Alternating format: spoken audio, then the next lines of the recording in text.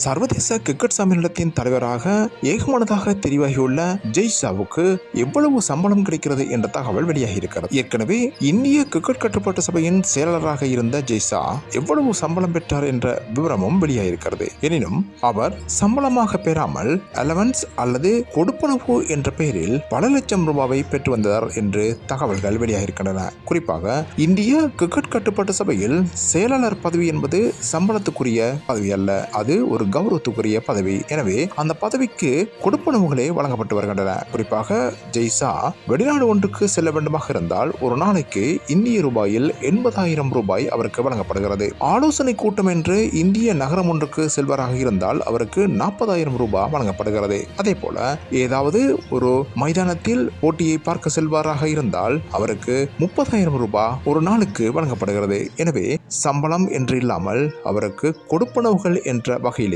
பல லட்சம் ரூபாய்கள் மாதாந்தம் கிடைத்து வருவதாக தெரிவிக்கப்படுகிறது. இந்த நிலையில் தற்போது அவர் சர்வதேச கிரிக்கெட்டின் தலைவராக செயல்பட்டு வருகிறார். இது இன்னமும் சம்பளத்துக்கு அப்பால் ஜெய்ஷாவுக்கு பெருமளவு கொடுப்பனவை பெற்று தரும் என்று எதிர்பார்க்கப்படுகிறது. சர்வதேச கிரிக்கெட் சம்மேளனத்திலும் தலைவர் பதவி என்பது கௌரவ பதவி என்பதால் அதற்கு சம்பளம் வழங்கப்படுவதில்லை. அதே நேரம் பெருந்தொகை கொடுப்பனவுகள் அந்த பதவிக்கு வழங்கப்படுகின்றன. எனவே ஜெய்ஷா அந்த கொடுப்பனவுகளை பெறுவார். அத்துடன் 3 வருடங்கள் அவர் இந்த பதவியில் இருக்கும் போது இந்திய கிரிக்கெட்டுக்கு பெருமளவான நன்மைகள் கிடைக்கும் என்று எதிர்பார்க்கப்படுகிறது.